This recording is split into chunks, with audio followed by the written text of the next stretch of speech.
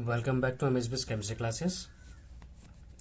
Dear students, previous lecture में हम लोगों ने मैटर इन अवर सराउंडिंग्स में सारे सॉलिड लिक्विड एंड स्टेट के बारे में पढ़ लिए थे और इसके अलावा जो आपके इम्पोर्टेंट कुछ रीजंस थे जिस वजह से हम एक स्टेट को दूसरे स्टेट में कन्वर्ट कर सकते हैं वो पढ़ा था हमने। इस चैप्टर का जो आपका एक लास्ट टॉपिक है वो है आपका इवेपोरेशन। उसके बाद आपके दो टॉपिक्स बचेंगे, प्लाज्मा एंड बोस-आइंस्टाइन कंटेंट, उसको सबसे लास्ट में कराया जाएगा। तो एक तरीके से चैप्टर का जो लास्ट टॉपिक है आपका इवेपोरेशन, उसको देखते हैं आज हम कैसे डील करते हैं। So let's start. देखिए होता क्या है, एक्चुअली कई सारी स्टेट्स ऑफ मैटर होती है। उन स्टेट्स ऑफ मैटर में आप जानते हैं जो आपका एक स्टेट ऑफ मैटर होता है वो कन्वर्ट हो जाता है हीट करने पर या किसी भी कंडीशन पर, वो किस में, अदर स्टेट ऑफ मैटर में, अदर स्टेट में कन्वर्ट हो जाता है, ये हम जानते हैं। तो आपसे क्वेश्चन ये बोला गया कि do we need to heat और चेंज प्रेशर। मैं आपसे क्वेश्चन ये पूछ रहा हूं, क्या हमें एक स्टेट से दूसरे स्टेट को कन्वर्ट करने के लिए क्या उसमें कोई हीट या फिर प्रेशर में चेंज करना पड़ेगा? अगर ऐसा है तो वो कंडीशंस कुछ हम पढ़ चुके हैं पिछले लेक्चर्स में, जिसको हम कंडेंसेशन, सब्लिमेशन, डिपोजिशन, इनके थ्रू समझा था। लेकिन कुछ जगह ऐसी कंडीशन होती है जहां पर हम हीट को या फिर प्रेशर को चेंज नहीं कर सकते और बिना चेंज हुए या अपने बॉइलिंग पॉइंट अचीव करने से पहले ही वो वेपर स्टेट में कन्वर्ट हो जाए। फॉर एग्जांपल, आपके पास एक लिक्विड है, ओके, और इस लिक्विड को वेपर स्टेट में मुझे कन्वर्ट करना है। जाहिर सी बात है, इसको मैं हीट करूंगा सिस्टम को, ओके। मान के चलिए लिक्विड का जो नॉर्मल आपका बॉइलिंग पॉइंट है वो है for example 100 degree Celsius, okay. इतने में बॉयल होना शुरू हो गया, मीन्स इसका बॉइलिंग पॉइंट है। लेकिन बॉइलिंग पॉइंट अटेन करने से पहले फॉर एग्जांपल ये 95 डिग्री सेल्सियस पे ही क्या हो चुका है, बॉयल हो चुका है, और उस वक्त कंडीशन पे वो क्या हो रहा है, वेपर स्टेट में कन्वर्ट हो रहा है। तो ये जो कंडीशन होती है कि अपनी बॉइलिंग पॉइंट की स्टेज अचीव करने से पहले, before reaching the boiling point, वो क्या हो गया, वेपर स्टेट में कन्वर्ट हो गया। तो इसी प्रोसेस को हम क्या बोलते हैं, इवेपोरेशन प्रोसेस कहते हैं, ओके। तो हम जानते हैं इवेपोरेशन प्रोसेस समझने के लिए कई सारे ऐसे मेथड्स हैं जिनको हम यूज कर सकते हैं। एक्चुअली होता क्या है कि आपके पास एक बीकर है, ओके, और इसमें आपके पास लिक्विड के पार्टिकल्स हैं और ये आपका लिक्विड सॉल्यूशन है। क्या है, लिक्विड सॉल्यूशन है। और ये जो लिक्विड सॉल्यूशन है, इस लिक्विड सॉल्यूशन के पास आपने इसको क्या कहते हैं, हीट किया। मान के चलिए इसमें आपने जो लिक्विड सॉल्यूशन है वो सॉलिड को ऐड करते हुए बनाया या फिर गैस, लिक्विड को ऐड करते हुए या फिर गैस को ऐड करते हुए। आपके पास तीन कंडीशन है, या तो सॉलिड को लिक्विड में ऐड कीजिए, लिक्विड को लिक्विड में, या गैस को लिक्विड में, बनेगा आपका लिक्विड सॉल्यूशन। अब इस कंडीशन में क्या होगा, आप ये जानते हैं, ये जो सॉलिड, लिक्विड या गैस है, इनके पार्टिकल्स के अरेंजमेंट की वजह से इन सभी की जो काइनेटिक एनर्जी होगी वो कैसी होगी, डिफरेंट। ये काइनेटिक एनर्जी की बात यहाँ आई क्यों, पहले ही समझते हैं।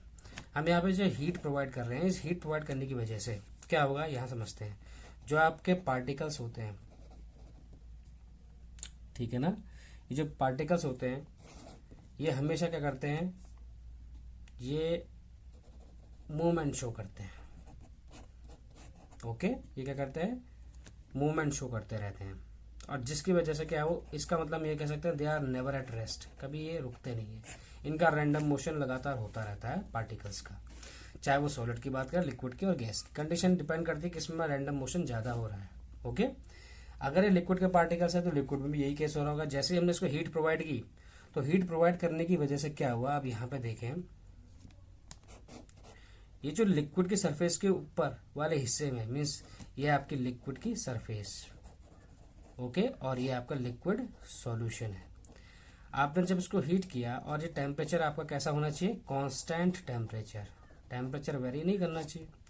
उस टेम्परेचर पे जब आपका लिक्विड जो है क्या करने लगेगा, उसके सरफेस के ऊपर में जो पार्टिकल्स होंगे वो वेपर स्टेट में जाने की कोशिश करेंगे, और ऐसा करने के लिए इसको क्या करना पड़ेगा, इसको थोड़े लार्ज सेक्शन में देखते हैं। फॉर एग्जाम्पल आपके दो पार्टिकल्स हैं, इन पार्टिकल्स को जैसे ही हीट एनर्जी मिली तो इन पार्टिकल्स से क्या किया, अपने ही पोजीशन पे random motion, vibratory motion, circulatory motion, ये सारी मोशंस शो करने शुरू कर दिए, और जिसकी वजह से इनका जो मूवमेंट होगा वो क्या हो गया, ज़्यादा फ्रिक्वेंट हो जाएगा, फ्रिक्वेंट मूवमेंट हो जाएगा इनका पार्टिकल्स का। ऐसा क्यों, क्योंकि ये पार्टिकल्स क्या अटेन कर लेंगे, काइनेटिक एनर्जी को अटेन करेंगे। और जब इनकी काइनेटिक एनर्जी इनको मिलने लगेगी तो ऐसे पार्टिकल्स जिनके पास हाइयर काइनेटिक एनर्जी होगी, और हाइयर काइनेटिक एनर्जी सरफेस में जो सबसे ऊपर पार्टिकल्स लगे होते हैं उनकी होगी, तो इनके पास हाइयर काइनेटिक एनर्जी है। और जिन जिन पार्टिकल्स के पास हाइयर काइनेटिक एनर्जी होगी, जरूरी नहीं है कि सभी पार्टिकल्स के पास हो, लेकिन क्योंकि इवापोरेशन ऊपर वाली सरफेस से स्टार्ट होता है, इसीलिए इवापोरेशन जो प्रोसेस होती है स्टूडेंट्स, वो आपकी एक सरफेस फिनोमेना होती है। It is a surface phenomenon. और ये ऐसा सरफेस फिनोमेना क्या होता है जिसमें कि आपका लिक्विड जो है किस में कन्वर्ट होता है, वेपर में कन्वर्ट होता है बिफोर अचीविंग बॉइलिंग पॉइंट। क्या बोलते हैं, before achieving boiling point. Boiling point achieve करने से पहले लिक्विड जो है वेपर स्टेट में कन्वर्ट हो जाता है। ये एक सरफेस फिनोमेना होता है। इतनी बातें हमें पता होनी चाहिए। तो ऐसे केस में क्या होगा, जो जिन पार्टिकल्स की काइनेटिक एनर्जी हाइयर होगी वो क्या करेंगे, एक दूसरे के फोर्स ऑफ अट्रैक्शन से ओवरकम हो जाएंगे। ये हायर काइनेटिक एनर्जी किस चीज के इस्तेमाल होगी, to overcome forces of attraction between the other particles. जो अदर पार्टिकल्स हैं उनके साथ जो उसने बॉन्ड बना रखा है उसको ओवरकम करने के लिए क्या करेगा, काइनेटिक एनर्जी यूज करेगा। तो इन दोनों के बीच के जो इस फर्स्ट लेयर है फॉर एग्जांपल, तो सेकंड लेयर में जो पार्टिकल्स होंगे उनके साथ जो इसकी बॉन्डिंग होगी उसको कमजोर करने के लिए वो काइनेटिक एनर्जी इस्तेमाल में लाई जाएगी, जिस वजह से ये दूसरी लेयर से डिटैच हो जाएगा और वेपर स्टेट में जाने की टेंडेंसी रखेगा। तो ऐसी कंडीशन में हम बोल सकते हैं कि ये काइनेटिक एनर्जी अचीव करते हैं, और अचीव करने के बाद ये क्या करेंगे, पार्टिकल्स वेपर स्टेट में कन्वर्ट हो जाएंगे। और इस वजह से जो होगा आपको क्या मिलेगा, यहाँ पर इवापोरेशन प्रोसेस देखने को मिलेगी। इतनी बातें आपको समझ में आ गई कि ये इवापोरेशन प्रोसेस होती क्या है और कंडीशंस क्या होती हैं।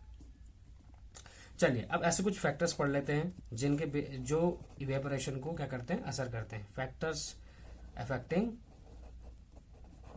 इवेपोरेशन। ओके, इवेपोरेशन को इफेक्ट करने के क्या क्या फैक्टर्स हो सकते हैं, चलिए यहाँ समझते हैं। एक एक्टिविटी देख लेते हैं जिसके थ्रू हम ज़्यादा अच्छे से समझ पाएंगे। और ये एक्टिविटी आपकी एनसीईआरटी की एक्टिविटीज़ हैं, आप ज़रूर पढ़ें इस सेक्शन को, यहाँ से क्वेश्चंस आमूमन बनते हैं आपके। ओके, तो देखिए क्या होगा एक्टिविटी में, आपके पास फॉर एग्जांपल आपके पास एक बीकर है। ओके, और इस बीकर में आपने क्या किया है, 5 ml H2O डाला है। ये ए है आपका।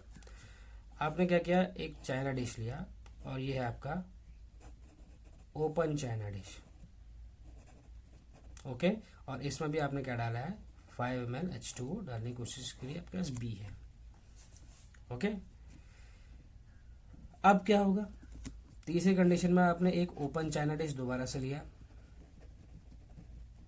लेकिन इस कंडीशन में आपने क्या डाल दिया, तीसरी कंडीशन है इसमें भी आपने 5 ml वाटर डाला हुआ है। अब आप क्या करें, इन ए और बी कंडीशंस को ऐसा कर दीजिए कि इसको प्लेस कर दीजिए नियर विंडो, खिड़की के पास इसको रख दीजिए, या फिर इसको फैन के प्रेजेंस में इसको रख दीजिए। और दूसरी कंडीशन जो आपको बताई गई यहाँ पे, इसमें आप क्या कीजिए, इसको आप कबर्ड में रख दीजिए, कमरे में कोई कबर्ड होगा उसमें रख दीजिए।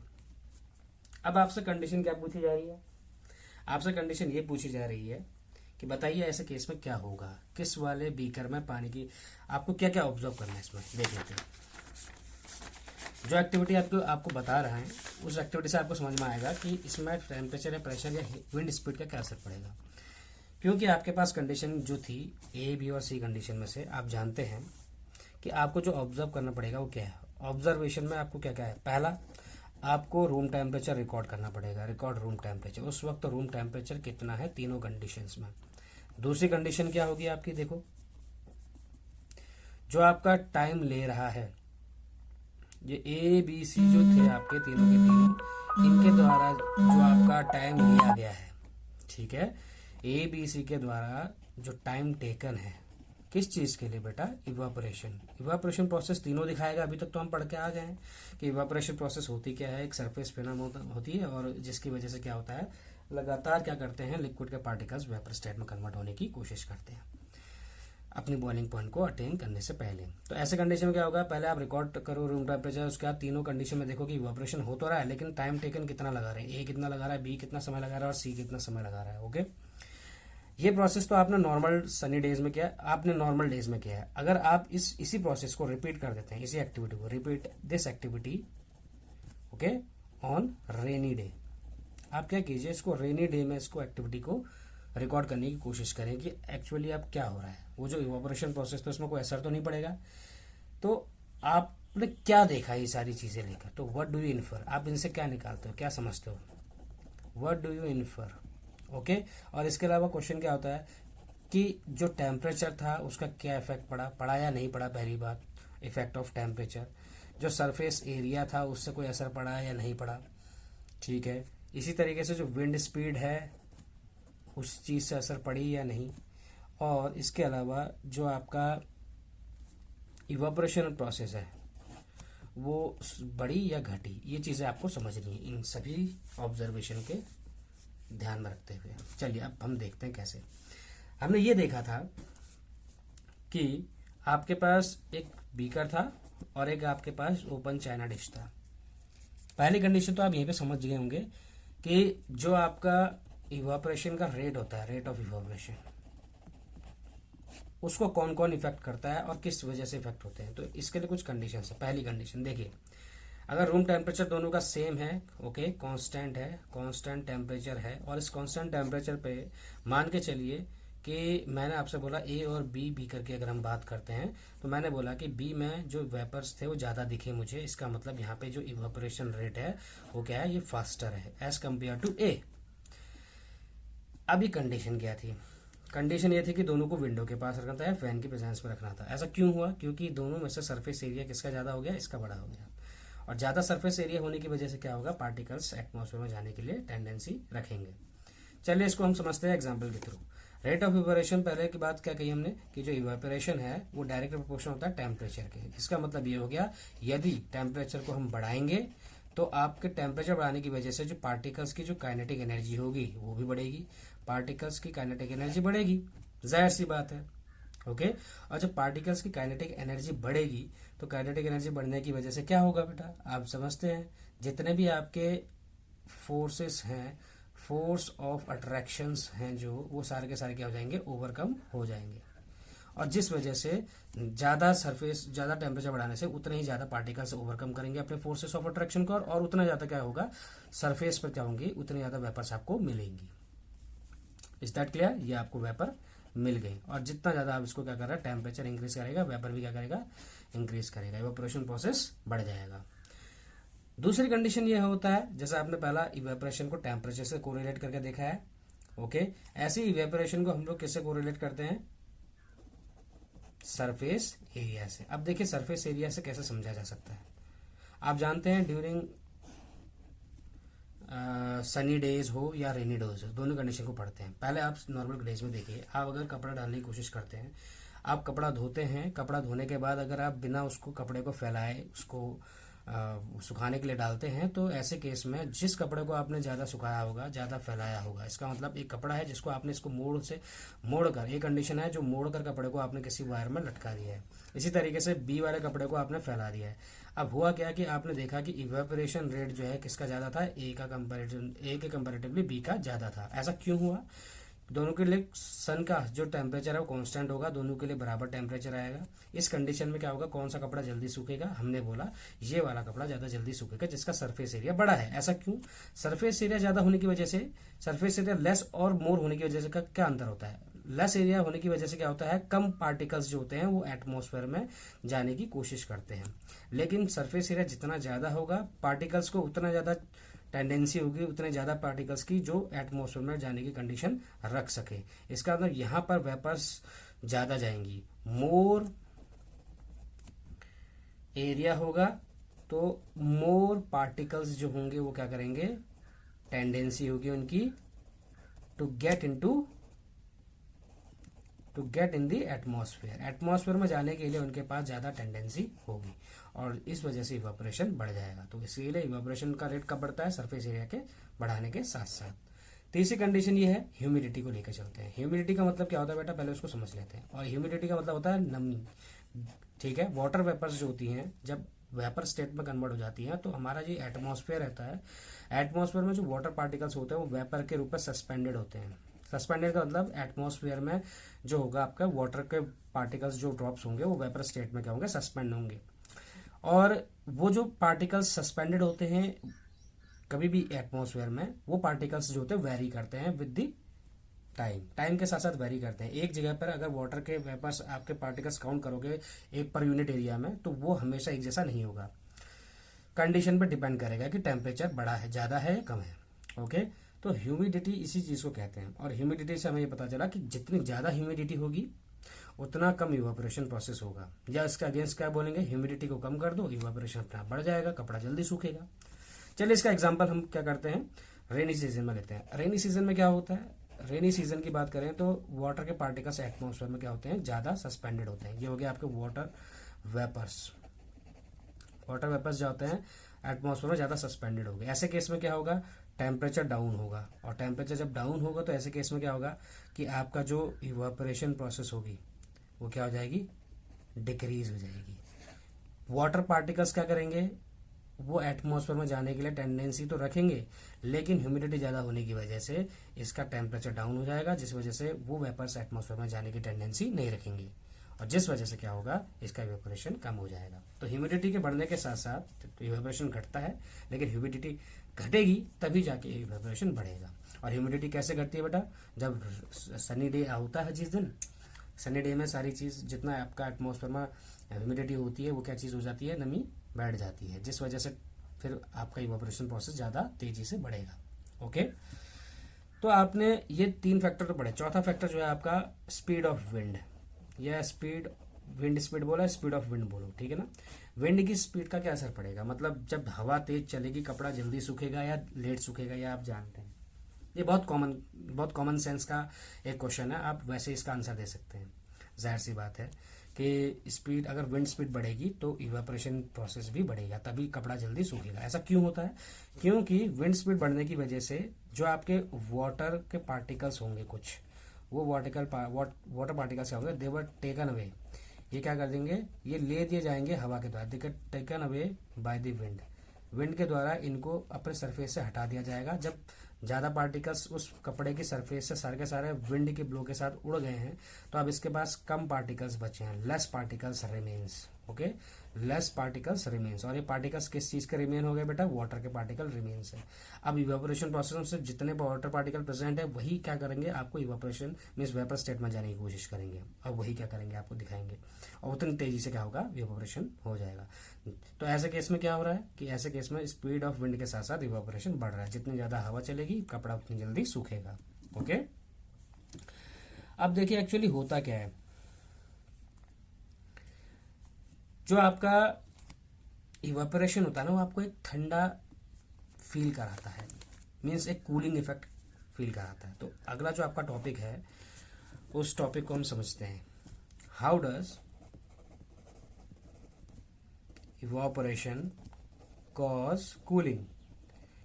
इवेपोरेशन की वजह से जो उसका अल्टीमेट इफेक्ट पड़ता है वो होता है कूलिंग इफेक्ट।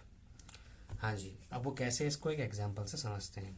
ठीक है, देखिए होता क्या है, आपने कभी एक्टिविटी करके देखिए, आप लीजिए एक nail polish remover. Okay, nail polish remover, actually ये जो नेल पॉलिश रिमूवर होता है उसमें जो कंटेंट होता है वो होता है एसीटोन। पढ़ के हुए आए हैं CH3CO, CH3 को एसीटोन बोलते हैं। ओके बेटा, इसका मॉलिक्यूलर फॉर्मूला होता है, ये एक ऑर्गेनिक सॉल्वेंट होता है। तो ये जो नेल पॉलिश रिमूवर होता है मीन्स ये एसीटोन जो होता है, ओके, इसको क्या किया जाता है, एसीटोन का जब आप देखते हैं हाथ में लेते हैं, इसको पाम में रखने की कोशिश करते हैं अपने पाम में, तो पाम में रखने के बाद थोड़ी देर में आप देखेंगे कि जो लिक्विड कंटेंट था वो क्या हो जाएगा, इवेपोरेट कर जाएगा। ओके, कुछ नहीं बचेगा, लेकिन उसके अगेंस्ट आपका जो पाम हो जाएगा वो कैसा हो जाएगा, कूल डाउन हो जाएगा। इसका मतलब ये क्या करेगा, पाम को कूलिंग इफेक्ट प्रोड्यूस करेगा, ये बोला जा रहा है। और ऐसा होता भी है, आपने नोटिस किया होगा। लेकिन ये ऐसा होता क्यों है, इसके पीछे का आज साइंस हम देखेंगे। एक्चुअली इसको समझने के लिए आपको थोड़े से और डीप नॉलेज चाहिए इस चीज़ की। एक एग्जांपल के थ्रू समझते हैं। जैसे आपके पास एक बीकर है, ओके, और आपके पास इसमें क्या है, लिक्विड है। आप जानते हैं लिक्विड जो होगा वो वेपर स्टेट में कन्वर्ट करने की कोशिश करेगा, सिंपल सी बात है। और ये वेसल कैसा होगा, आपका ओपन वेसल होगा, ये हम जानते हैं। नॉर्मली अगर हमने किसी बीकर में वो लिक्विड रखा भी है और उसको हमने कोई टेम्परेचर प्रेशर की कंडीशन नहीं डाली है और नॉर्मल आपके रूम टेम्परेचर पे वो क्या हो रहा है, इस तरीके से कुछ लिक्विड का पार्ट वेपर में कन्वर्ट हो रहा है, ठीक है। इसका मतलब ये लिक्विड क्या कर रहा है, इवेपोरेट कर रहा है, ये हम समझते हैं। इस डायग्राम से हमें इतना समझ में आ गया। तो अब इसके बाद क्या होने वाली है कंडीशन देखिए। अब होगा क्या कि जो पार्टिकल्स होते हैं ना, ऐसे केस में क्यों कर रहे हैं वो लिक्विड इवेपोरेट, हमने कोई टेम्परेचर नहीं दिया बावजूद उसके लिक्विड इवेपोरेट कर रहा है, ऐसा क्यों हो रहा होगा? क्योंकि जो पार्टिकल्स होते हैं दे एब्जॉर्ब एनर्जी फ्रॉम, कहाँ से एनर्जी को एब्जॉर्ब करेंगे? जाहिर सी बात है, वो खुद सिस्टम है तो सराउंडिंग से क्या करेगा, वो एनर्जी को एब्जॉर्ब करेगा। ये जो पार्टिकल्स होंगे इस लिक्विड के, वो क्या करेंगे, एनर्जी को एब्जॉर्ब करेंगे फ्रॉम सराउंडिंग, ओके। और क्यों करते हैं ऐसा? एक्चुअली होता क्या है कि जब लिक्विड से इवापोरेशन प्रोसेस में वेपर स्टेट में कन्वर्ट हुआ तो उस वक्त इस लिक्विड ने क्या किया, एनर्जी क्या की, लूज की है। ऐसी कंडीशन में उसको एनर्जी को क्या करना पड़ा, एनर्जी को लूज करनी पड़ी। जब एनर्जी लूज हुई तो उसके बाद इस एनर्जी को रिगेन करने के लिए, ठीक है, to regain energy lost during evaporation process.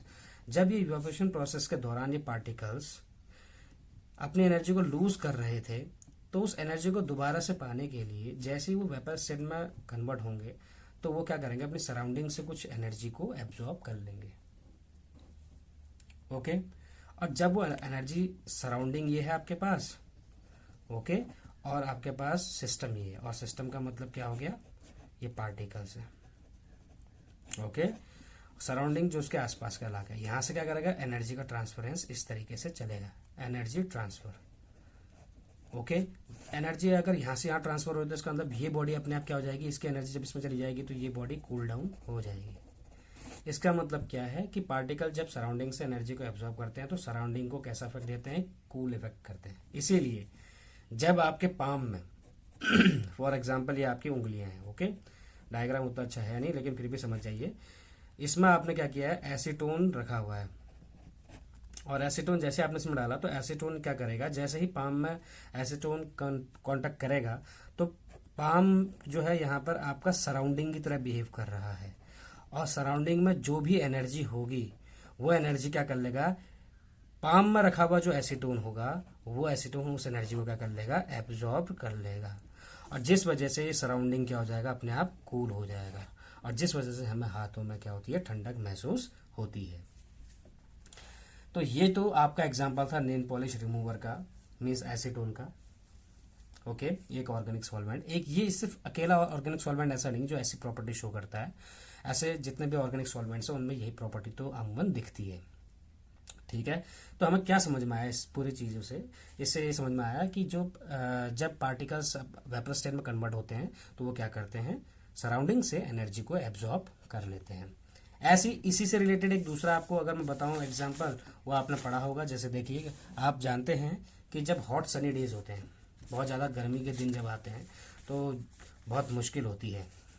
जैसे हॉट सनी डेज जब होता है तो उसमें क्या करते हो आप, आपके यहाँ ये रूफ है फॉर एग्जांपल, ओके, आप वाटर यहाँ पे स्प्रिंकल करते हो ना, you sprinkle water over the roof, मतलब छत के ऊपर जाकर आप क्या करते हैं, पानी उसमें छिड़कने की कोशिश करते हैं। ऐसा क्यों होता है, why do you sprinkle water on the roof during hot Sunny days, ऐसा क्यों होता होगा, बताइए। देखिए, आपने जो रीजन समझा है उसको इसके साथ कोरिलेट करने की कोशिश करना। एक्चुअली होता क्या है ना, ऐसा हॉट सनी डेज में ऐसे इसलिए किया जाता है ताकि नीचे जो आपका इसके अगेंस्ट जो आपका सिस्टम है उस पर क्या हो, कूलिंग इफेक्ट कॉज हो। कूलिंग इफेक्ट कॉज करने के लिए हम ऐसा करते हैं। अभी ऐसा होता क्यों, इसको समझना है। देखिए इसके पीछे की साइंस क्या है। एक्चुअली जो लार्ज अमाउंट ऑफ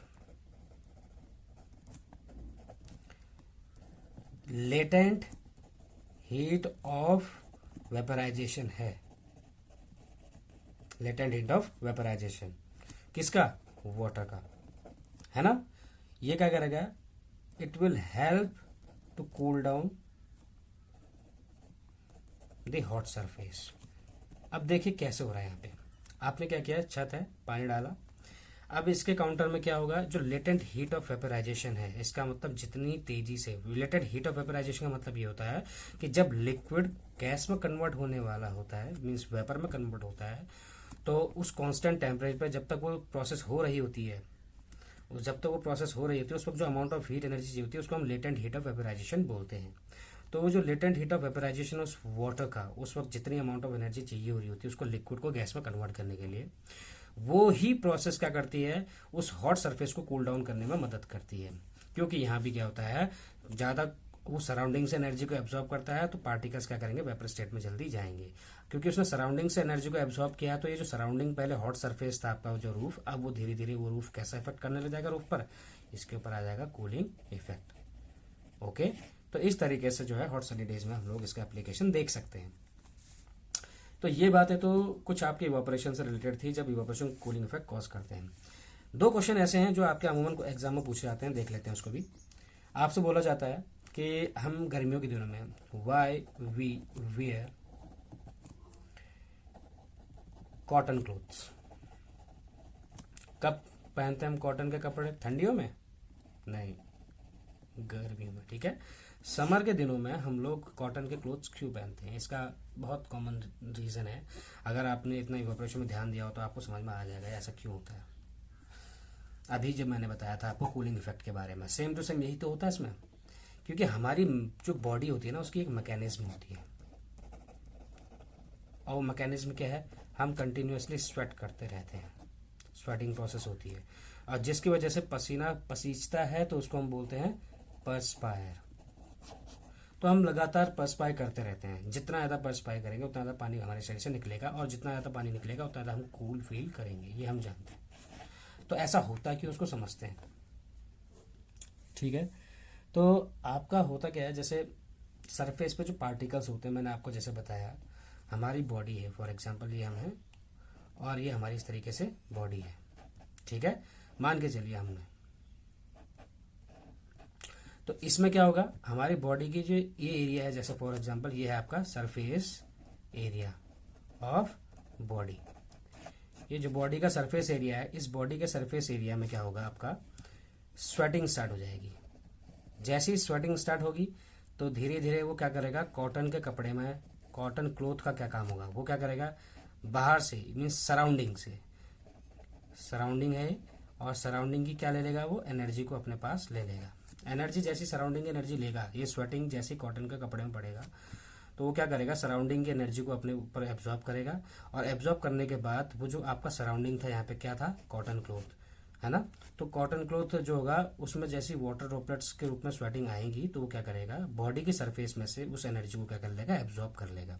और जैसे ऐसा होगा, ये बॉडी से इतनी एनर्जी को एब्जॉर्ब कर लेगा, तो इसके बाद इस बॉडी में कैसा इफेक्ट हो जाएगा, उसका काउंटर में कूलिंग इफेक्ट कॉज करेगा। इस वजह से हम क्या करते हैं, गर्मियों में कपड़े कॉटन के पहनते हैं। ओके, अब आप जानते हैं जो ऐसा क्यों होता होगा इसमें, क्योंकि जो हमारा लेटेंट, जो हमारी हीट एनर्जी होती है ना, ठीक है, तो वो जो हीट एनर्जी होती है ये किसके इक्वल हो जाती है, ये इक्वल हो जाती है लेटेंट हीट ऑफ वेपराइजेशन, इसके इक्वल। और जब ऐसा होता है कि heat energy latent heat of vaporization के इक्वल हो जाती है, तो ये क्या होने लग जाता है, तो एनर्जी जो होगा वो absorb from the body, body से एनर्जी को एब्जॉर्ब करना शुरू कर देंगे। और जब बॉडी से एनर्जी एब्जॉर्ब हो जाएगी तो उसके अगेंस्ट बॉडी फिर कैसी हो जाएगी, आपकी कूल हो जाएगी। तो ये जो प्रोसेस है आपकी, यहाँ पर इसका एप्लीकेशन दिखता है। ओके, क्योंकि हम जानते हैं जो कॉटन होता है वो एक गुड एब्जॉर्बर होता है, पानी का गुड एब्जॉर्बर होता है, वाटर को अच्छे से वो एब्जॉर्ब कर लेता है। ओके, कॉटन जो होता है वो एक गुड एब्जॉर्बर भी होता है पानी का ऑफ वाटर। ठीक है ना, साथ साथ में वाटर की बात अगर हम यहाँ करें तो इसका नाम स्वेट, तो स्वेट का जो होता है वो गुड एब्जॉर्बर भी होता है, और जाहिर सी बात है ये क्या करेगा, उन पार्टिकल्स को एक्सपोज कर देगा। ठीक है, एक्सपोजिंग इट टू एटमॉस्फेयर। ठीक है ना, किस प्रोसेस को दिखाने के लिए, इवापोरेशन प्रोसेस को दिखाने के लिए। तो कॉटन गुड एब्जॉर्बर होने की वजह से क्या करेगा, स्वेट क्या करेगा, स्वेट को एटमॉस्फेयर में फेंकने की कोशिश करेगा, और इसी प्रोसेस को हम यहाँ पे इवापोरेशन से डील करते हैं। ओके, तो हमने ये एक कंडीशन पढ़ी जिस कंडीशन में आपका कूलिंग इफेक्ट ऑफ इवापोरेशन जो है देखने को मिल सकता है day to day life activity. एक एग्जांपल और है, उसको भी देख लेते हैं। जैसे आप जानते हैं कि जब आपको प्यास लगती है तो आप क्या करते हैं, इसमें कोल्ड वाटर लेते हैं। कोल्ड ड्रिंक भी ले सकते हैं, कोई दिक्कत नहीं है। तो कोल्ड वाटर आप इसमें लेते हैं तो कंडीशन क्या होती है, ध्यान से समझिए। ये होता है पूरा आपका लिक्विड। अब जब कोल्ड वाटर या फिर इसके बदले आप आइस भी ले सकते हैं, आइस वाटर, है ना। तो जब आप इसमें डालते हैं तो थोड़ी देर में आपको क्या देखने को मिलता है, थोड़ी देर में आपको इसके चारों ओर वाटर के ड्रॉपलेट्स देखने को मिलती है। ये बचपन का क्वेश्चन है, बहुत इंपॉर्टेंट क्वेश्चन भी है। ओके, तो वाटर ड्रॉपलेट्स जो देखने को आपको मिलती हैं, ये वाटर ड्रॉपलेट्स जो होती हैं वो कैसे आई यहाँ पर, हमें ये भी समझना है। ओके, कहाँ पर लगती है वाटर, आउटर सरफेस पे, outer surface of glass, glass के आउटर सरफेस पे आपको देखने को मिलती है। एक्चुअली होता क्या है यहाँ पे जानते हो, जो आपका एटमॉस्फेयर होता है, एटमॉस्फेयर में जो आपका वाटर के जो वेपर्स होते हैं सस्पेंडेड रहते हैं ना, वाटर वेपर जो होते हैं एटमॉस्फेयर में, वो क्या करेगा, ये कोल्ड वाटर के पास, मीन्स जैसे आपके पास एक कोल्ड वाटर है, जैसे ये कोल्ड वाटर के कांटेक्ट में आएगा, इसका मतलब यहाँ पर क्या है, come in contact with cold water. Cold water के कांटेक्ट में जब वो आएगा तो जानते हो ऐसे केस में क्या होगा, ये अपनी एनर्जी को लूज करना शुरू कर देगा। It loses energy and get converted into liquid state. जाहिर सी बात है, जो एटमॉस्फेयर में आपका एयर सस्पेंडेड है, ये एयर है एटमॉस्फेयर, इसमें आपका क्या है, ये सस्पेंडेड है इसमें वाटर वेपर्स के रूप में। ये वेपर्स जब जैसे सरफेस एरिया के कांटेक्ट में आने की कोशिश करते हैं तो बताइए ऐसे केस में क्या होगा। जैसे यहाँ पे जो आपका ग्लास है वो कोल्ड सरफेस है, तो उसके कांटेक्ट में आने के बाद वो सराउंडिंग से एनर्जी को एब्जॉर्ब करने की कोशिश करेगा, और जैसे वो सराउंडिंग से एनर्जी एब्जॉर्ब करता है तो वो गैस, फिर उसके बाद क्या होता है, वो गैस जो होता है वो किस में कन्वर्ट हो जाएगा, लिक्विड में कन्वर्ट, नहीं, वो जो वाटर वेपर्स बाहर से निकलने की कोशिश कर रहे हैं वो लिक्विड में कन्वर्ट होने की कंडीशन में आ जाएंगे। ओके, तो यहाँ पर क्या होता है, वो अपनी एनर्जी को लूज करेगा और खुद किस में कन्वर्ट हो जाएगा, लिक्विड स्टेट में कन्वर्ट हो जाएगा। ओके, लिक्विड स्टेट का मतलब हो गया यहाँ पे वाटर के ड्रॉपलेट्स के रूप में आपको दिखने लग जाएंगे। ओके, आई होप कि आज का टॉपिक आपको अच्छे से समझ में आया होगा। हम लोगों ने इवेपोरेशन के बारे में पढ़ा सब कुछ, कि इवेपोरेशन में का इफेक्ट किन चीज़ों पर पड़ता है, किन वजह से जो है इवेपोरेशन प्रोसेस को बढ़ाया या घटाया जा सकता है। इसके अलावा हमने इवेपोरेशन के कूलिंग इफेक्ट भी देखे, उसके एग्जांपल्स देखे day to day life activity में जो होते हैं। आई होप आज का लेक्चर आपको ठीक से समझ में आया होगा। अगर नहीं आया तो आप वीडियो को बार बार चलाइए, देखिए। अगर आपका कोई क्वेरीज होती हैं तो आप कमेंट सेक्शन में ज़रूर पूछिए। Till then keep doing work hard.